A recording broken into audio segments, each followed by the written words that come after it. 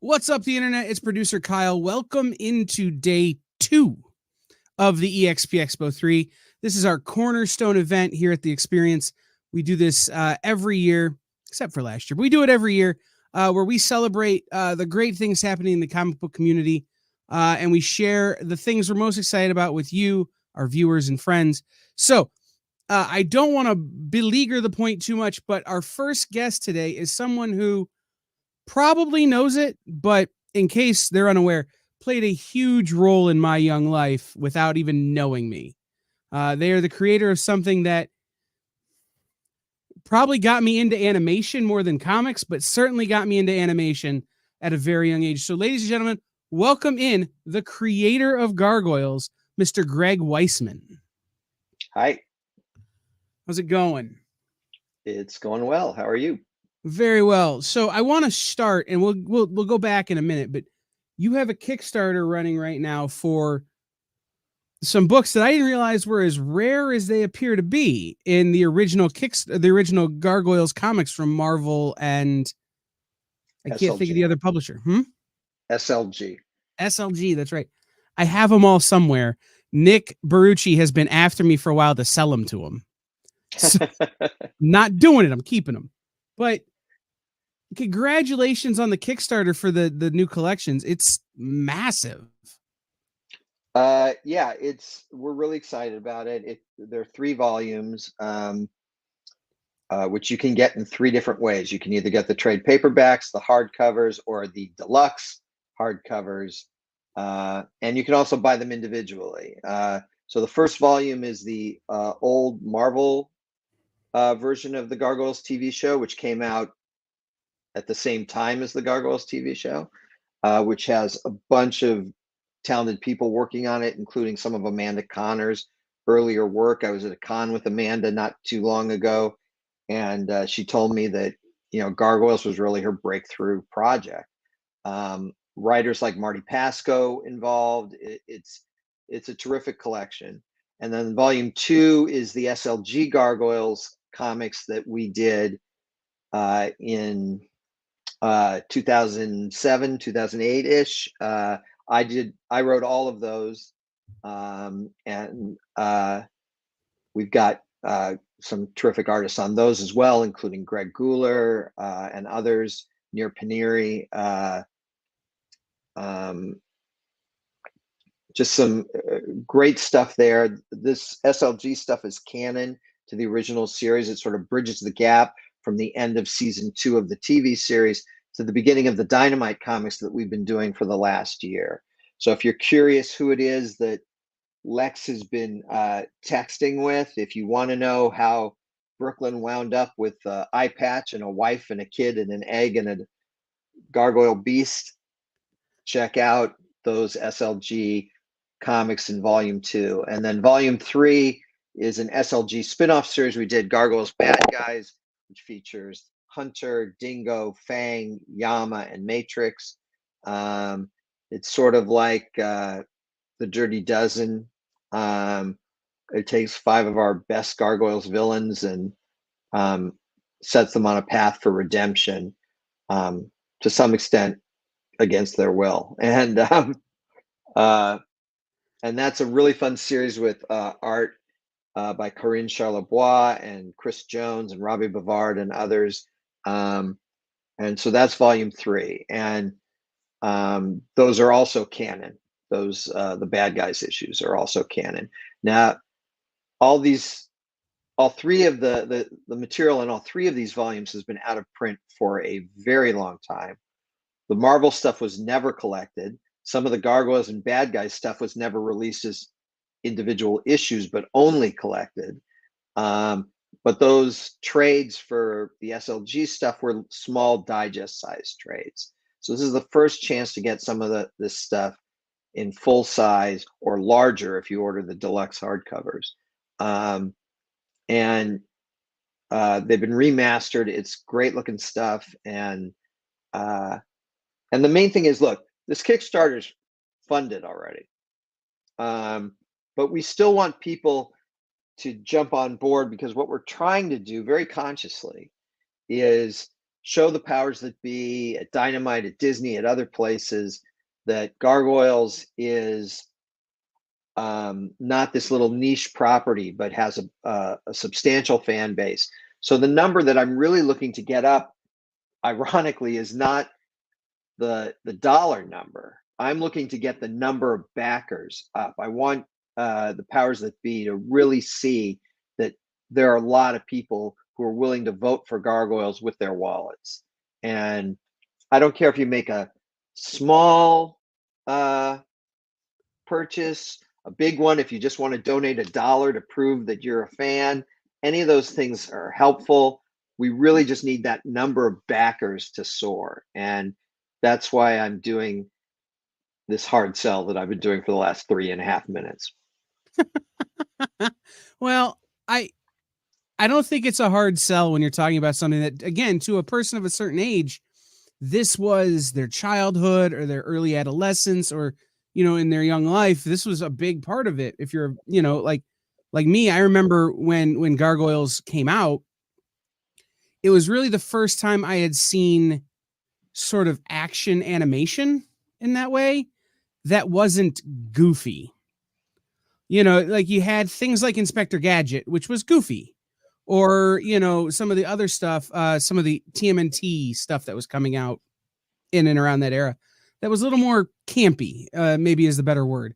But Gargoyles was like actual action when it happened. So I have two questions based on this. One, are the comics similar? And two, was that like an intentional choice to kind of go opposite of what was happening in animated programming at the time?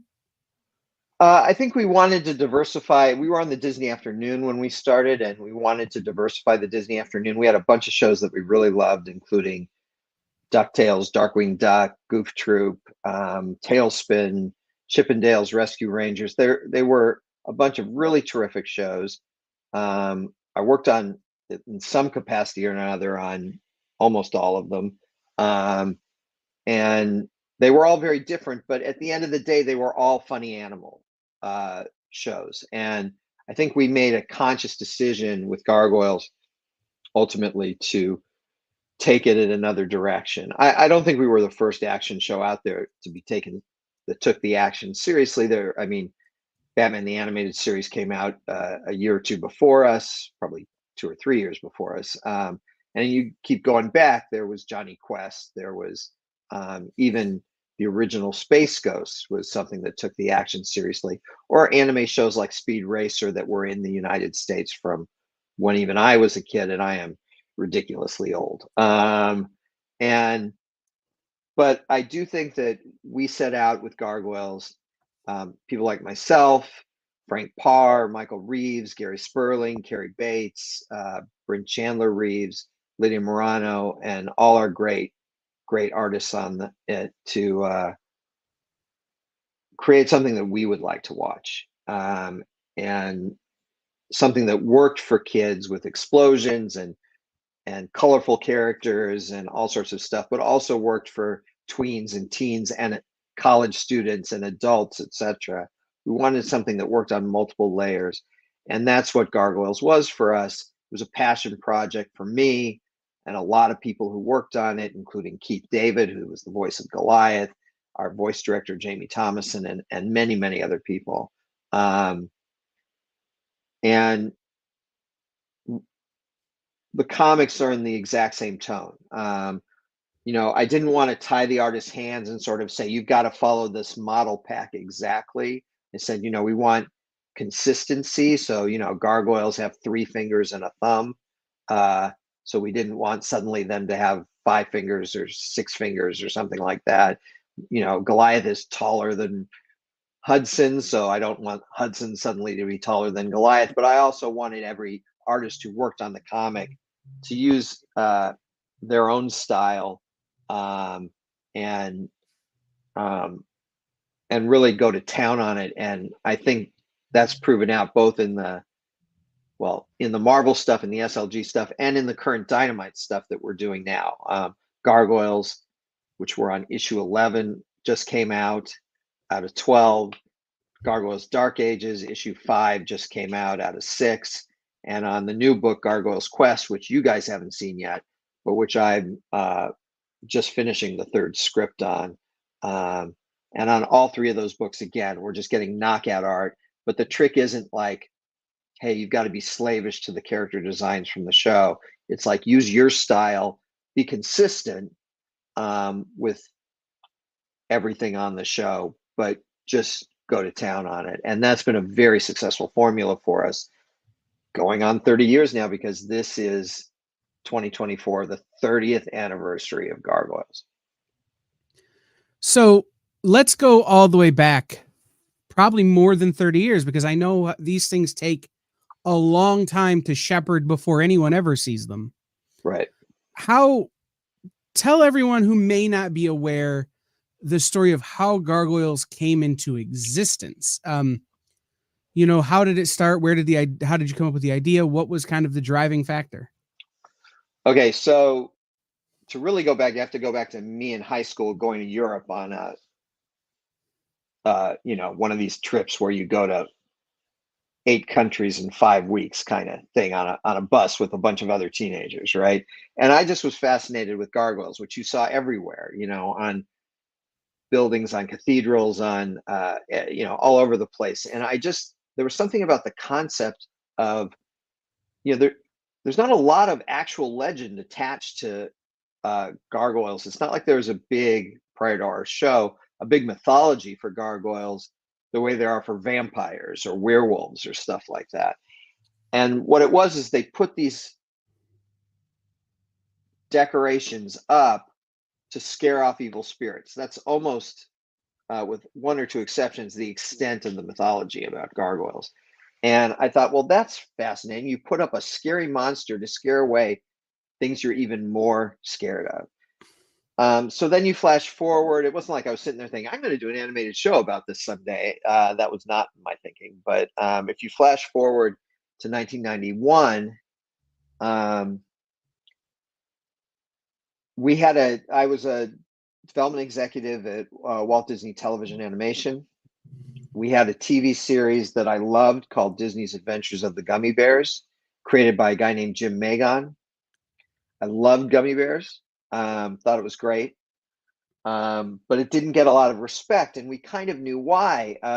There was another show on the air called Care Bears that we thought was sort of a saccharine, sweet show, largely about hugs. And I love a good hug as much as the next guy, but it can get old watching a cartoon that's only about hugs. And Jim had created in Gummy Bears this great series with this rich medieval backstory and setting and comedic villains and great action and just a great show. But they both featured tiny multicolored bears. And so the confusion was understandable, particularly since that was a saccharine sweet show, but ours was the one named after a candy. So it was easy to see why that confusion took place. So we very consciously set out to create something in the vein of Gummy Bears that would garner more respect. And so instead of bears, I pulled out my old fascination with gargoyles and said, let's do gargoyles. They're sort of little monsters instead of little bears, little fuzzy, cuddly bears. That'll be edgier. And this was the 90s. So edgy was the buzzword of the 90s pretty much. So that would be more edgy. And then instead of setting it in medieval times, we'd have the gargoyles come from medieval times, but they'd wake up in the 20th century, modern day Manhattan, and that was edgier too. And so we created this comedy series, with little multicolored gargoyles, and we pitched that series to Michael Eisner, who at the time was the chairman of the Walt Disney Company, and he said no, which in the long haul wound up being a good thing, but at the time was very frustrating. But my boss, a guy named Gary Kreisel, thought there still was something to this idea. He saw something in it. So we went back to the drawing board for a second time. And I showed the pitch to a few people, including a guy named Tad Stones, who was the creator of Chippendale's Rescue Rangers and Darkwing Duck. And Tad had seen an early cut or an animatic, I'm not sure which, of Disney's Beauty and the Beast.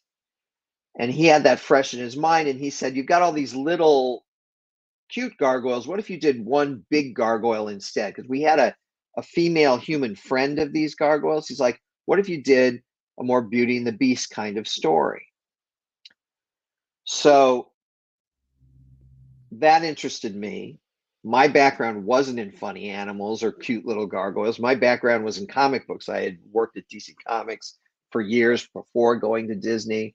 I wrote Captain Atom with Carrie Bates for DC Comics through early '91, I think. And so an artist named Greg Guler and I created the character of Goliath, who hadn't existed in the comedy development. And we took the whole show, the comedy show, put it through the prism of Goliath and came out the other end fundamentally with the show that you've all seen on TV. And we were really happy with the show, really excited. We had thousands of ideas for it. And we put together this pitch. It was 40 art cards long. It had the pack in it and robots and mutates and all this stuff. And we pitched that to Michael Eisner and he said no. And the next day we had a meeting with Jeffrey Katzenberg, who at the time was Eisner's number 2 guy. He was the chairman of the Walt Disney Studios, whereas Eisner was chairman of the entire Walt Disney Company. Jeffrey said, you're going to work on Gargoyles some more. And I actually said, well, no, we're not. We pitched it to Michael as a comedy. And he said, no, we pitched it to him as an action drama. And he said, no, I don't know what else. He's like, oh, Michael didn't say no. He just thought it needed more work. And I had been there the day before and he had said no. But I realized what that meant was that Jeffrey liked it. And in those days, Jeffrey wasn't going to contradict Michael in a meeting, but he thought there was something there. And my boss, again, wanted to diversify. My boss, Gary, wanted to diversify the Disney afternoon. So they sent us back to the drawing board for a third time. And we looked at the show and we said, there's nothing wrong with this show. This show is a great effing show. The problem was the pitch. We had thrown everything in the kitchen sink into the pitch. And it was distracting. So we just cut things. We focused the pitch on the relationship between Goliath and Elisa, the human cop who befriended him when he woke up in Manhattan. And we pitched it a third time to Michael. And by that time, Beauty and the Beast had come out for Disney. And as you may recall, was something of a massive hit for Disney. The biggest thing to ever happen ever. Right. So Michael bought it. Third time's a charm, and suddenly we were making the show. And again, things like the pack and the mutates and stuff we ended up putting in the show. It wasn't that they were wrong for the show. It's just that they were distracting in the pitch. And so all that stuff, Gargoyles became this very rich, full universe of characters and locations and mythologies and Shakespeare and romance and humor and all sorts of things. It was like most superhero genre stuff. It's a mutt genre. It includes detective fiction and science fiction and fantasy and horror and all sorts of things. And we put all that stuff into Gargoyles once we got the green light, and we had a great time. I think I had to laugh earlier when you were talking about gummy bears versus Care Bears, only because I was on a show last night where I had to defend my thought that Care Bears is terrifying and Gummy Bears is the best bear-based animation ever. That's true. And my argument really summed it up with, how many times can you be hugged before it gets creepy? The guy hosts the show, you know what? You're right. It's a it can be an issue, you know. So you mentioned your work at DC and writing Captain Atom. How did you get into comics? How did that happen from, your teenage years and into comics? And then how did you transition from comics to animation? Okay, so I was in college, and Marvel, I went to the comic shop every, well, in those days it was Thursdays. Now it's Wednesdays, but in those days it was Thursdays. So I'd go every Thursday. Maybe it was Friday even. It slowly moved back day by day. I think actually it was Friday back in the late 70s, early 80s. And I picked up, I read DC and Marvel. I love both, had since I was a kid. And I picked up my books for the week, and in every Marvel issue, Marvel was announcing a search for new talent, writers and artists. And I thought, oh, this would be great, but they're going to be flooded with submissions. It'd be so easy to get lost. And I thought, if Marvel announces this, then I'll bet anything DC is going to announce it any minute.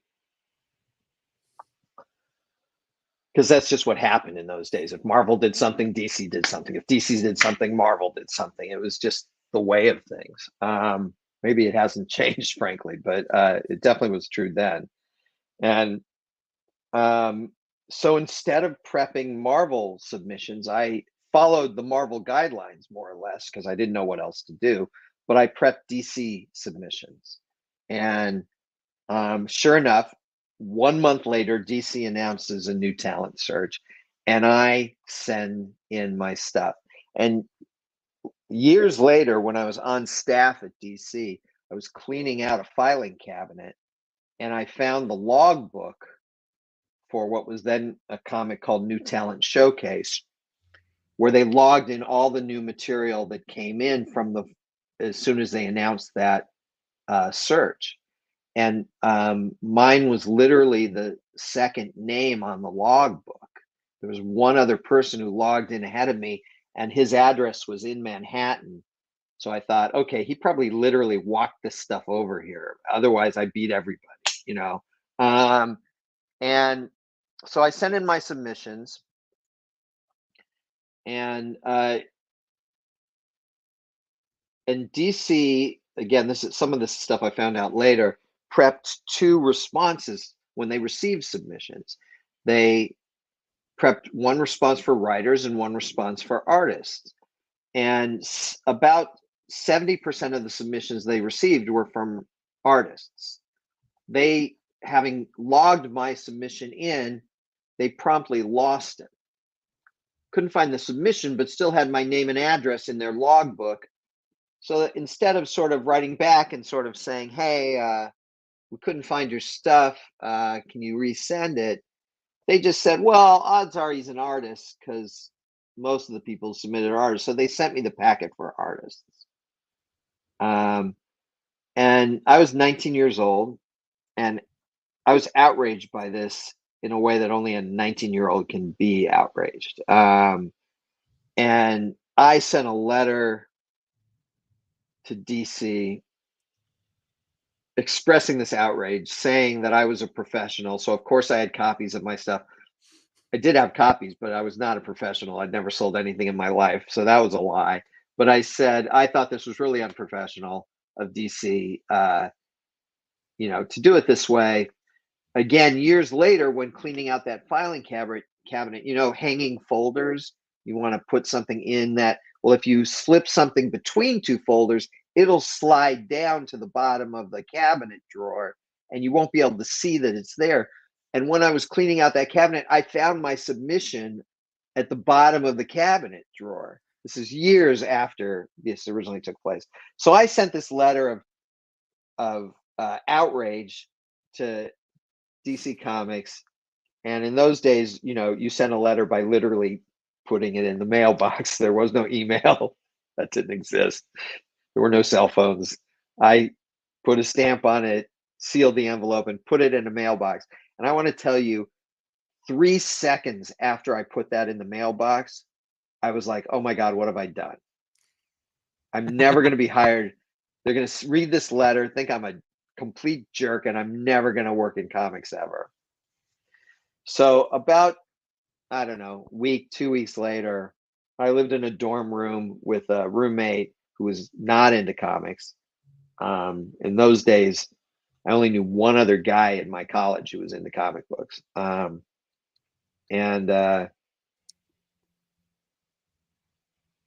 we had a landline.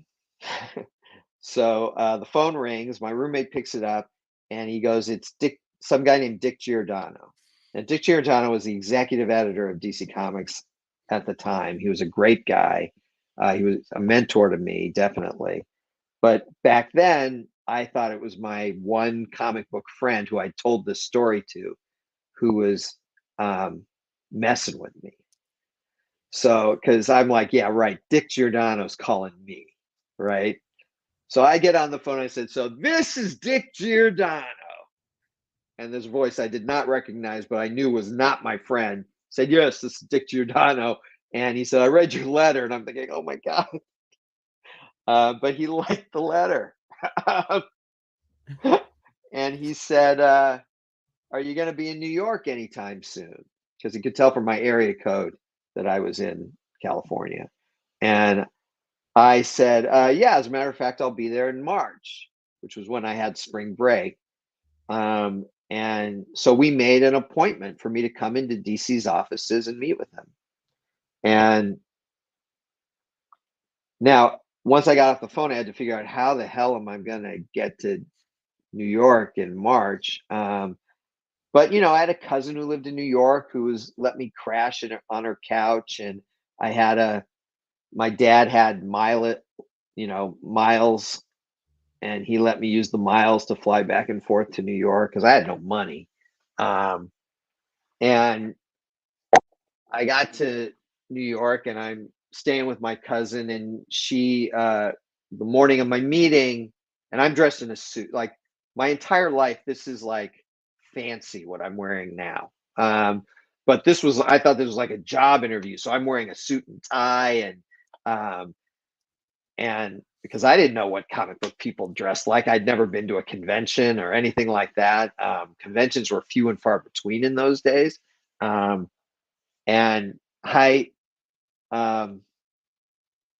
my cousin tried to show me a subway map because it was pouring rain out, and she's like, okay, I'll tell you how to get to where you're going. And I said, no, I don't want to take the subway. I'm afraid I'll get lost. I'm just going to take a cab. And my cousin says to me, you're going to take a cab in Manhattan in the rain? And I said, I'm like, yeah, I think that's probably best. What she didn't say to me was, yeah, you're never going to get a cab in Manhattan in the rain. All she said was, good luck with that. And she left. Then I left. I had an umbrella. It's the last time I've used an umbrella. It immediately, the wind was so intense that between the canyons, between these skyscrapers, that the umbrella went inside out instantaneously, snapped. I couldn't get it working again. Just like in Groundhog Day, I stepped off the curb into what was a pothole. So I, soaked. A New York City puddle. Right, exactly. And I was drenched within minutes. And of course, it took me, I left really early, which was the only good spot, but it took me 35 minutes to find a cab. And by the time I got to DC Comics offices, which back then were at 666 Fifth Avenue, as if that address wasn't portentous enough, I looked something like a drowned rat. But Dick was a wonderful guy, and he, for whatever reason, I'm not sure why, liked me, and I started freelancing for DC. I wrote a bunch of stuff that I got paid for, but none of which, for various reasons, ever saw print. I had a string of bad luck. I wrote a Supergirl series, and then they decided to kill Supergirl off in Crisis on Infinite Earths. Then they wanted to bring Supergirl back because they wanted to maintain the copyright on the name Supergirl. So they needed something with Supergirl that couldn't be the original Supergirl, but something new, but she would get that name. So I wrote a new version of Supergirl where at the end of the first issue, she meets Superman and he sort of gives his blessing. She had no relation to him whatsoever, but he gives his blessing for her to be the new Supergirl. But then John Byrne sort of announced, well, if there's going to be a new Supergirl, I'm the one who's going to do it. So then I didn't get to do that. I did a Black Canary miniseries, and at the end of the miniseries, Black Canary and Green Arrow got engaged after having been a couple for like a decade and a half or something like that. But then Mike Grell walked in the door and wanted to do Longbow Hunters, and Dick was like, "That's great because we're doing this Black Canary miniseries, and they'll get engaged, and then you can start Longbow." And Grell was like, "No, I don't want them engaged." So that killed my miniseries. And there were just a bunch of stuff that I did that just didn't see print. I was getting paid, I was making money, but it was so frustrating. I would imagine though, if you had told young you that you're writing these books, but they're getting killed by John Byrne and Mike Grell and those guys, that you'd probably still been a little excited. DC was killing them. It wasn't those guys. It's well, just but you know what I mean. Like they're passing my work up for those guys. I'm still kind of excited to be working in the same world, right? Right. And I was, but I also wanted to see something of mine in print. And eventually that happened. It took a while, but it happened. I ended up, there's another long story that I won't tell right now, but I ended up working as an editor at DC. When I graduated college, I started as a Xerox boy and worked my way up to assistant editor and then associate editor. But I left. I'm from Los Angeles. I came back to Los Angeles and went to graduate school and then got the job at Disney. In terms of how I got into animation, I wrote one with Carrie Bates, who was my writing partner in those years. Carrie and I wrote one episode of a show called Gem and the Holograms. And that was my first TV credit, co-writing credit with Carrie on one episode of Gem. And I thought, this is great. Now I've got a TV credit that'll lead to, and it led to nothing at all, literally nothing. It was like a one-off thing that we did and nothing ever came of it. But, when I was interviewing for the job at Disney, it didn't hurt that I had an animation writing credit. And Gary Kreisel, my boss at Disney, I think the thing that appealed to him is I had this sort of great liberal arts education. I'd studied Shakespeare in England. I'd, had 2 degrees, a bachelor's and a master's and stuff, but I also had worked in comics and cartoons, so I wouldn't sort of look down my nose at working in animation. And he hired me, and the rest is kind of history. So I have one of the questions that I have really wanted to ask you since Dynamite picked up the Gargoyles license and has started putting out these books. As I read them, I hear Keith David's voice whenever Goliath speaks. I'll be honest, I hear Keith David's voice a lot in my head because there are much worse voices to hear all the time. That's true. What's it like hearing words you wrote come out of that voice and then come out of the animation of Goliath? Like to see it all come to fruition that way? I've done a lot of shows at this point. Gargoyles was kind of my first major thing, but it's always great. The voice recording sessions are one of my favorite part of the whole process. Working with people like Keith David, Jonathan Frakes, Marina Sirtis, Tom Adcox Hernandez, Jeff Bennett, Bill Fagerbaki, Brigitte Bacco, Frank Welker. We had just a phenomenal cast on Gargoyles. We had John Rhys Davies and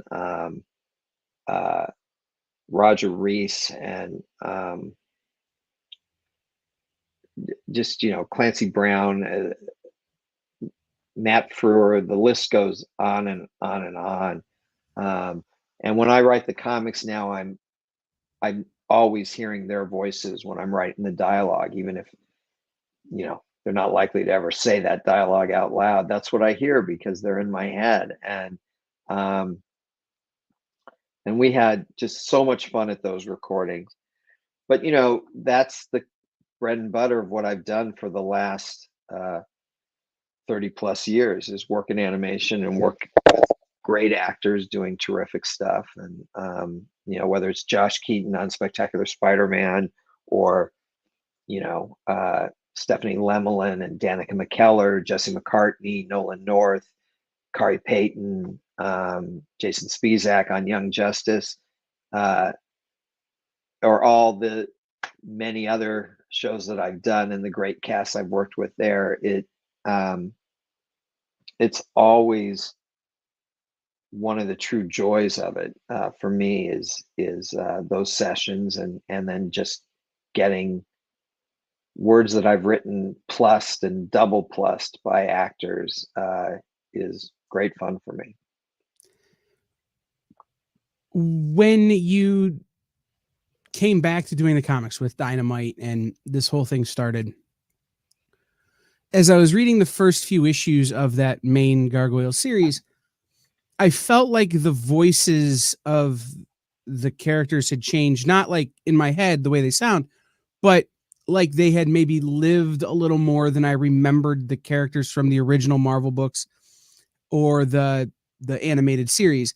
Was that an intentional choice, or was that just a factor of it's been 30 years and you as a writer are a different person, so maybe the sort of tenor has changed?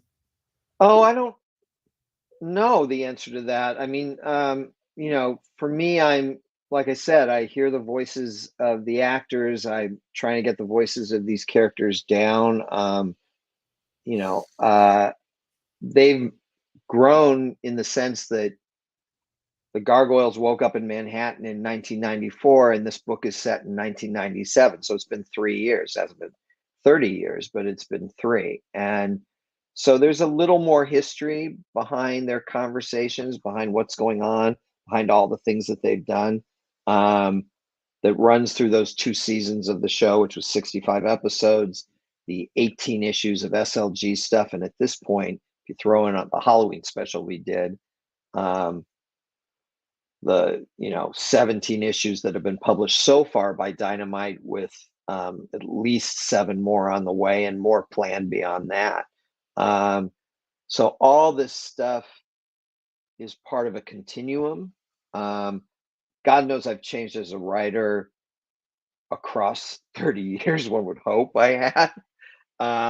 On the other hand, the things that interest me haven't fundamentally changed. And I like to think I'm a better writer now than I was.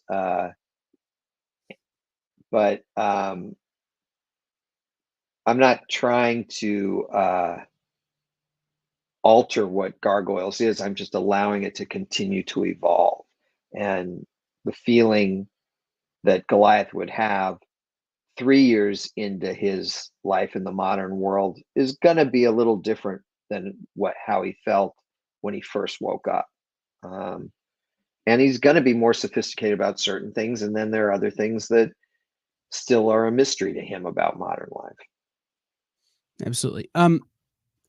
What does your process look like? One of the things that always fascinates me, especially when I'm talking to writers, when you're talking about especially a multi-medium thing, right? This has been an animated series, now it's comics again. What does your process look like when you sit down to break a story? I use index cards. It's very high tech. I use Sharpies and index cards. If I'm working on a TV show, an episode from a TV show, we usually, we have cork boards on the wall, and we're breaking these things down on cork boards. For some reason, my wife didn't want to wallpaper our walls with corkboard at my house. So when I'm doing comics at home, I just have a dining room table that I spread the cards out on and move them around until, okay, I think we'll do this first. No, I think let me have this shot scene first. And I use as many cards as I need. I'd say that a single issue of a comic book, which is the equivalent of about 1 act of a television, of a 3-act television episode. It's probably about this thick a pile of cards by the time I'm done. And then once I've got it in a place where I like it from the card standpoint, I pick them all up. I transcribe that into a Word document, and then I start writing, panel descriptions and dialogue, and I've broken it down page by page, and I make changes as I go. I'm not rigid about it, but the thing for writing comics is that the unit of measurement that's important is really the page. I suppose on one level, every panel tells a story, but from my point of view, every page has to tell a story. It may end on a cliffhanger, it may end on, but you need something to get the reader to turn that page and not go, I'm not interested in this. So for me, I want to make sure that every page is in itself this tiny little story, and then every issue is a story, and then every collection is a story. So you've got to be thinking ahead. Before I break down an issue, I break down, what's this arc going to be, whether it's 6 issues or 12 issues or however much, and that's defined by my publishers, not me. But what is this arc going to be? And I break it down issue by issue, again on cards. Again, I'm not rigid about sticking to that plan, though I stick fairly close to it. And then I break it down issue by issue, and then with each issue, I break it down page by page, because those are the unit of measurements that are important. When I'm actually scripting, then you break it down panel by panel, because I do full scripts. I don't write Marvel style anymore.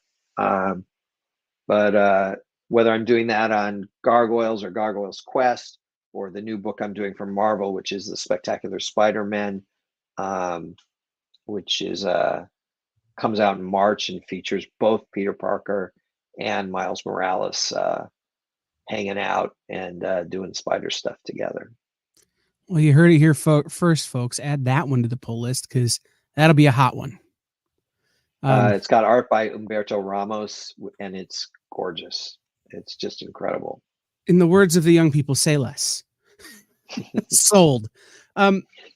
So I'm looking at the Kickstarter for the Gargoyles 30th anniversary collection, and Sure, I know what level I backed at. Because I have, and this is a little insight into the way I collect. I have a whole bookshelf of leather-bound comic books. Mm-hmm. It started because Neil Gaiman put Sandman out in leather-bound, and then I got obsessed. So, that's the level that I kind of went to here with this Kickstarter. But let me ask you this: is this your first real crowdfunder project? Have you done some crowdfunding prior to this? Second? Yeah, I did. Got to be over a decade ago. I'd written a novel called Reign of the Ghosts, which you can get. And we did an audio version of it but it wasn't just like a narrator reading the book. We did 20 actors playing 30 roles, full original musical score, sound effects. It's like a 4-hour movie in your head. And so we did a Kickstarter to finish that off. We had recorded it already, but we needed money to do the post-production on it. And at the time, it was the most successful audiobook project in Kickstarter's history. And you can get it on Audible or ACX or Amazon. Still, it's one of the things I'm proudest of. It has actors like Marina Sirtis in it. Britt Barron, who was in Glow, is the lead. Brent Spiner, Josh Keaton, Tom Adcox, Ed Asner, the late great Ed Asner is in it. I'm truly proud of it, and we did that Kickstarter. I don't remember, but it had to be more than a decade ago. And I haven't done anything with Kickstarter since because that was exhausting. Dynamite, Dynamite is doing this Kickstarter. Yeah. I do I help with publicity, but I don't have to handle any of the It's logistics stuff. different when you gotta like also you gotta do the publicity and you've got to do like the okay, how many links did we get clicked on today and what's our Yeah, algorithm look like and all that kind of stuff. I couldn't do it again. If it were me, I couldn't do it again. But the Dynamite handles all the logistics, and I just talk And it they're up. excellent at it. We have a fair number of interviews we're doing for this event that are people who actively crowdfund their whole work, and I I have to give it up to those guys because it's a mountain of work that I do a lot, but I don't know that I could handle that. Yeah, I had a partner who handled, I'd say, when we did Reign of the Ghosts, I had a partner that handled easily 70-80% of it. And just the 10, 20, 30% that I did truly wiped me out. And I was like, I'm never doing Kickstarter again. So yeah, people who make that their business model, I don't know how they do it. It's So incredible. give us the elevator pitch on Reign of the Ghosts, because one of the things that I'm talking about here on the experience a lot is my reading goal this year. I read 30 or 40 comic books a week, but I haven't read novels in a long time. And so what I've done is I've dove into audiobooks. And so give us the elevator pitch on Reign of the Ghosts. Sure. Rain is a 13-year-old girl who lives on San Prospero, which is an island in the Caribbean. And her mom owns a bed and breakfast, which is where she lives with her mom and dad and grandfather. Her dad owns a charter boat service. She works at the bed and breakfast. She works on the charter boat. And even at age 13, she is just feeling trapped. Like she is going to spend her life on this one small island servicing tourists for the rest of her life. And she feels like that's a very small life and longs for something more. And across this book, she acquires a magical totem. Without going to spoiling too much, she finds that she can, while wearing this totem, see and communicate with ghosts, with dead people. She sees dead people, and through this, she learns that she has a mission, she has a destiny, and suddenly her small little world doesn't feel that small at all. And Reign of the Ghosts is based on Taino mythology, which I did a ton of research on, and which is easily as interesting as Norse mythology or Greek mythology, but hasn't been appropriated into pop culture in the same way.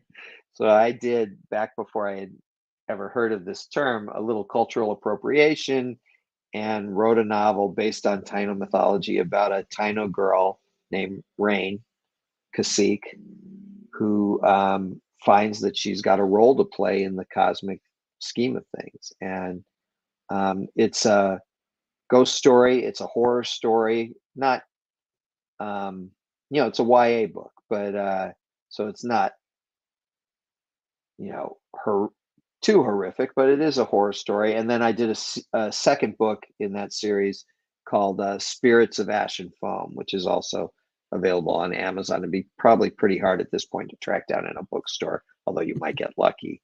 But you can get it on Amazon, either as an ebook or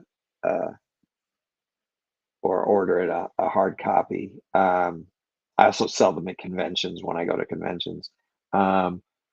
But the first book, Reign of the Ghosts, we did this amazing audio play. It's unabridged, so you get the full book. The only thing we cut is the narrator saying he said or she said, because we actually have voice actors playing all the characters. So I don't need a narrator to say he said this. But otherwise, it's unabridged. And like I said, full musical score by dynamic music partners who also scored Young Justice and Spectacular Spider-Man, and many other things. And sound effects and everything. It's gorgeous. It's one of the things I've done in my life that I'm proudest of. So yeah, I hope people pick it up. I love it. So to bring her all back around to what we're doing here, which is Gargoyles 30th anniversary collection. There are a lot of different levels and tiers that people can back at. Dynamite always does a phenomenal job of making sure there are a ton of options for every Right. budget. One of the coolest options is maybe a little higher budget, but it's a connecting cover art 4-pack from Ken Hazer, who's a very popular person here on the channel. A lot of people really collect his stuff. Were there ideas that you brought to the table for this that were like, that we got to have this? Like, I noticed Amanda Connor has done some stuff, so she worked on the original Marvel books. Was that a how did you and Dynamite collaborate on this in that regard? I have not worked a ton on let's choose this reward over that reward or that kind of thing. Again, I sort of did my bid on Kickstarter 10 years Right. ago, and but Dynamite and I have been working together on making sure that we had what we needed to make these remastered versions of these books look as good as they possibly could. So I wasn't too focused on the rewards. I left that to. But were there people you wanted to bring with you into this project? And including the new stuff, were there artists that you were like, hey, we got to get so-and-so? Yeah, I mean, we got a cover from Greg Guler, who's the original designer on both Goliath and Angela and other Demona and other characters. We got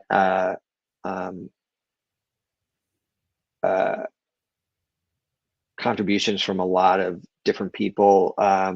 But I think that I trust my editor, Nate Cosby, who is editing the Gargoyles titles for Dynamite.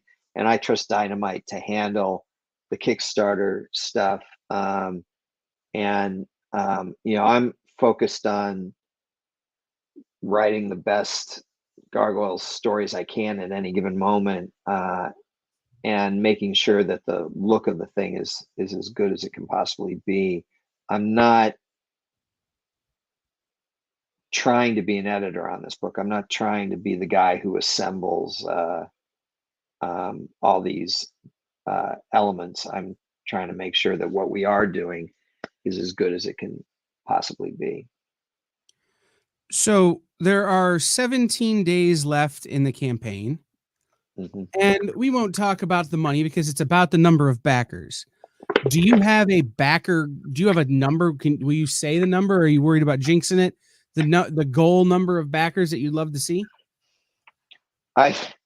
We have one at the moment. I'm looking at it right now, and at the moment we have 1,776 backers, and I would really like to see 10,000.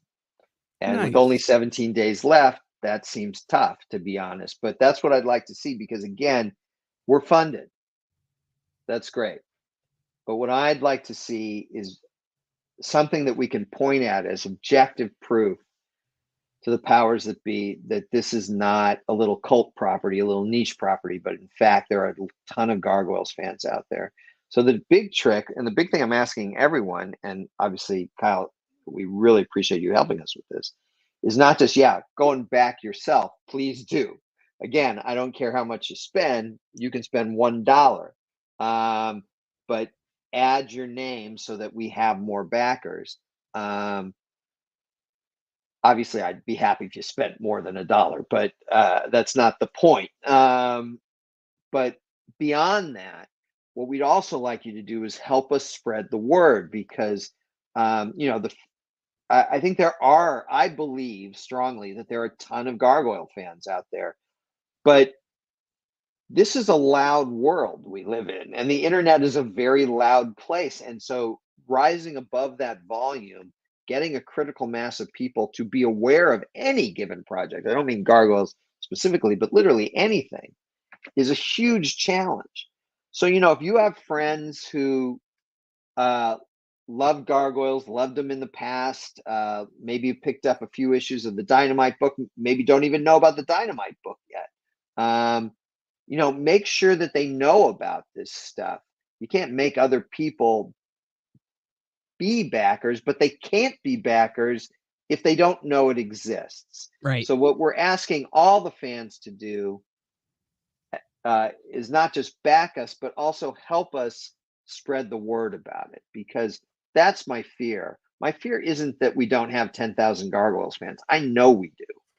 My fear is that those 10,000 fans won't hear about this, and thus we won't have the evidence to demonstrate that they exist. And that is what matters. And,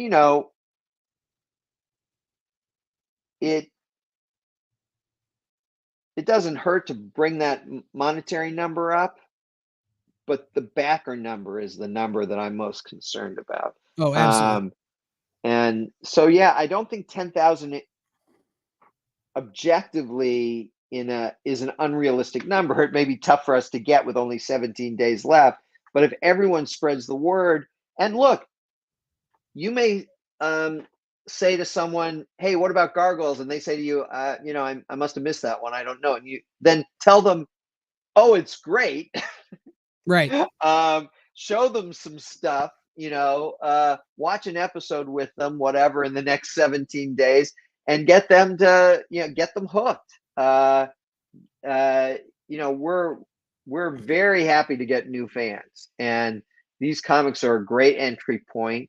If you don't have to have watched all 65 episodes of the series or read all these other comics, this is a great way to just get started. And so again, we're looking for fans old and new to help us spread the word so we can get that backer number up. So we only have a couple minutes left. So real quick, this thing, we get to our 10,000 number. The dollar figure is astronomical. So that anyway is going to raise some awareness, right? Like when it's one of the most popular Kickstarters going, I'm sure right now. What's the goal in the end? Would you like to go back to animation and make more of a series, or do you want to just keep doing comics with it? Where do you I'm see very this? happy doing comics, but yeah, it would be a tremendous kick to go back and do more episodes of the show. But the main thing is that I want, I'll be honest, we're a 30-year-old show. It's easy for us to get lost in the shuffle. Disney owns a lot of properties. Disney owns the entire Marvel universe. Right. Disney owns Lucasfilm. It's Disney hard to owns the scream over Muppets. Iron Man. Is that what you're telling me? Yeah, they have Pixar and their own, animated films and all sorts of stuff.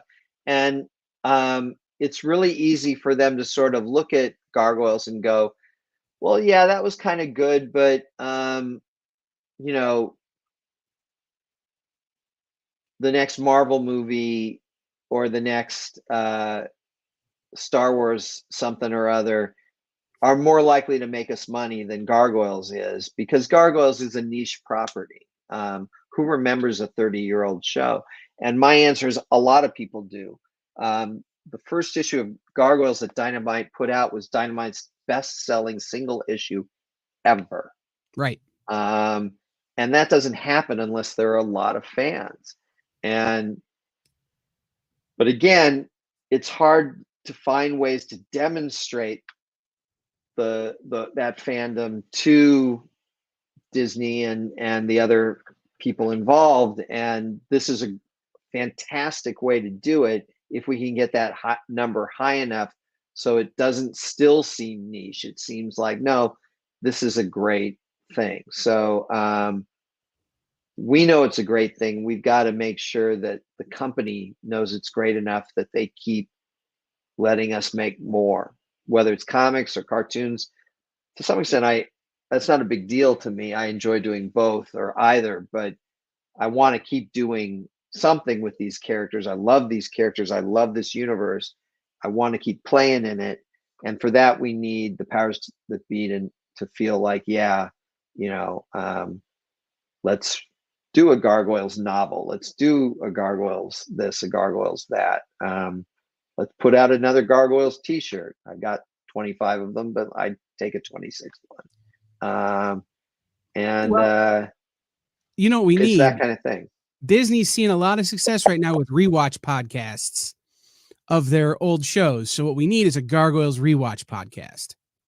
Well, there's a podcast called Voices from the Eyrie that I guest on every episode. It goes episode by episode through the show. And so, yeah, check out Voices from the Eyrie wherever you listen to podcasts. It's a Gargoyles podcast and features myself. The hosts are Greg Bishansky and Jennifer L. Anderson. I guest every week, but we've had Jonathan Frakes on the show, Keith David on the show, Brent Spiner, Sally Richardson, Bridget Bacco, Tom Adcox, Jeff Bennett, Bill Fagerbacke. Unfortunately, Ed Asner's passed away, but we had his son, Matt Asner, on the show. We've had Frank Parr, our directors, Frank Parr and Dennis Woodyard on the show. We've had multiple writers on the show, Carrie Bates, Bryn Chandler Reeves, and storyboard artists, animators. We've had the composers on the show, Carl Johnson, and many other guests on the show, and fans on the show as well, and including a bunch of fans who began as Gargoyle fans and then became pros, storyboard artists and directors and actors, etc. And so, yeah, check out Voices from the Eyrie, a Gargoyles podcast. Awesome. Other than Voices from the Eyrie, which everyone should go subscribe to wherever you subscribe to podcasts, where else can people follow you? Where else can they find out what you're up to and support your work? I am finally back clicking on that link. I am finally back on Twitter. I was hacked in December and it took a long time, but I'm finally back on Twitter. I've got, at least for now, control of my Twitter account again. So I'm at Greg_Weisman on Twitter, or X. And then a great place to meet up with me, I'm going to pitch this. We are celebrating the 30th anniversary of Gargoyles. We're having a big party in Minneapolis, Minnesota, over the 4th of July weekend. It's a convention called Convergence. So check out convergencecon.org. And there'll be a lot of stuff going on, but one of the major things going on is the 30th anniversary party for Gargoyles. Keith David, the voice of Goliath, will be there. Tom Adcox, the voice of Lexington, will be there. Zara Fuzzle, the voice of Sherry, will be there. I'll be there. Greg Bishansky and Jennifer Anderson, the hosts of Voices from the Eyrie, will be there, and we're going to do a live podcast from Convergence. We're going to do a radio play where we cast actual actors of the show with fans to perform together. We're going to do panels, multiple panels on Gargoyles. I'll show some videos that people haven't seen in years. And we'll also have panels on Spectacular Spider-Man, Spectacular Spider-Men, and Young Justice. So if you love Gargoyles, give some serious thought to coming to the 30th anniversary celebration at Convergence in Minneapolis over the 4th of July weekend. 2024 is year 30. It's only about a 40-minute flight for me. I think I'll make it. Yeah, go for it. Be happy to see you there. Thank you, Greg, for being here. Thank you for taking part in the EXP Expo. Everybody, there's been a link at the bottom. You can see it there. The QR code is going to pop up when we're once we wrap up here. You'll have a minute to scan the QR code to take you right to the Kickstarter. And there are clickable links in the comments and in YouTube, Facebook, Facebook, Twitch, Twitter, Instagram, all of those places that you can go ahead and click the link and head over to the Kickstarter and back that as well. Please, please, please, not only vote with your dollars, but vote with your name. Get that backer number up and get that dollar figure even higher. Like, let's set some records here with Gargoyles, because they as a series, as a franchise, it certainly deserves it. It's been a big part of my life, as it has with so many others. So make sure we keep spreading the word and keep getting, louder and louder and louder about it. So thank you, Greg, so much for being here. Thanks, Kyle, for having me. Pleasure to talk to you. It was great. And guys, stick around. Coming up next. We have another great interview. So stay with us and we will be right